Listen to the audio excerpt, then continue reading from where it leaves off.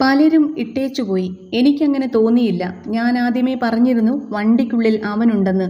അതിപ്പോൾ ശരിയായില്ലേ? ജീവനോടെ കൊണ്ടുവരണമെന്നാണ് ആഗ്രഹിച്ചത്. അതെനിക്ക് കഴിഞ്ഞില്ല. അന്ത്യകർമ്മം ചെയ്യാനെങ്കിലും അവനെ കിട്ടണമെന്നുണ്ടായിരുന്നു. വീട്ടുകാരെ വിളിച്ചിട്ടില്ല. അതിനുള്ള ശക്തി എനിക്കില്ല. ടിവിയിലൂടെ കാണുന്നുണ്ടാവും. അച്ഛനോടാണ് എനിക്ക് പറയാനുള്ളത്. മകനെ വീട്ടിലെത്തിക്കുമെന്ന് ഞാൻ പറഞ്ഞിരുന്നു. ഇങ്ങനെയെങ്കിലും എത്തിക്കാൻ സാധിക്കുന്നു. മനാഫ് വൈകാരികമായി പ്രതികരിച്ചു. ലോറിക്കുള്ളിൽ അർജുനുണ്ടെന്ന് ഞാൻ പലതവണ പറഞ്ഞതാണെന്നും ആരും വിശ്വസിച്ചില്ലെന്നും ലോറി ഉടമ മനാഫ്.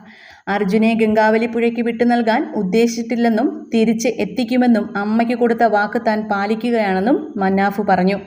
സമൂഹമാധ്യമങ്ങൾ ഉൾപ്പെടെ തനിക്ക് നേരെ നിരവധി ആക്രമണങ്ങളുണ്ടായി. എന്നാൽ വിട്ടുകൊടുക്കാൻ തയ്യാറായില്ല. ഒരു സാധാരണക്കാരനെ കൊണ്ട് ചെയ്യാവുന്ന പരമാവധി കാര്യങ്ങൾ താൻ ചെയ്തെന്നും പറയുമ്പോൾ മനാഫിൻ്റെ കണ്ണുകൾ നിറയുന്നു. ലോറിക്കുള്ളിൽ അർജുനുണ്ടെന്നും അവിടെ നിന്ന് എവിടെയും പോവുകയില്ലെന്നും എത്രയോ നാളുകളായി ഞാൻ പറഞ്ഞിരുന്നുവെന്നും ആർക്കും വിശ്വാസമില്ലായിരുന്നല്ലോ. ഇനിയെങ്കിലും നിങ്ങൾ നോക്ക്, നമ്മുടെ ലോറിയാണിത്. അർജുൻ അതിൽ തന്നെയുണ്ട്. അങ്ങനെ അവനെ ഗംഗാവലിപ്പുഴയിൽ വിടാൻ ഉദ്ദേശിച്ചിട്ടില്ല.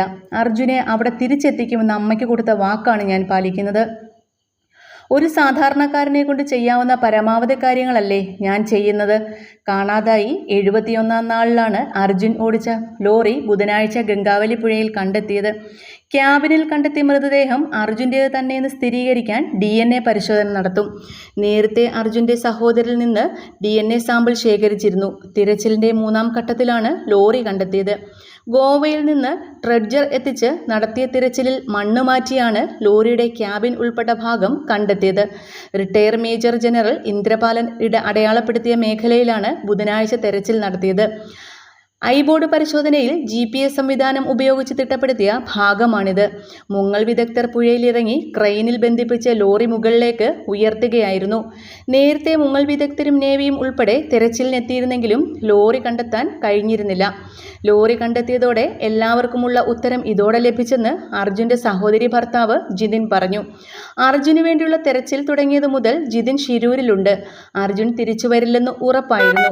എന്നാൽ എന്തെങ്കിലും അവശേഷിപ്പ് കണ്ടെത്തുക എന്നുള്ളതായിരുന്നു പ്രധാനമെന്നും ജിതിൻ പറഞ്ഞു. ഇക്കഴിഞ്ഞ ജൂലൈ 16-നാണ് അർജുനെ കാണാതായത്. ബലേഗാവിയിലെ ഡിപ്പോയിൽ നിന്ന് അക്കേഷ്യ മരത്തടി കയറ്റി എടവണ്ണയിലേക്കുള്ള മടക്കയാത്രയ്ക്കിടെയാണ് അർജുൻ അപകടത്തിലാവുന്നത്.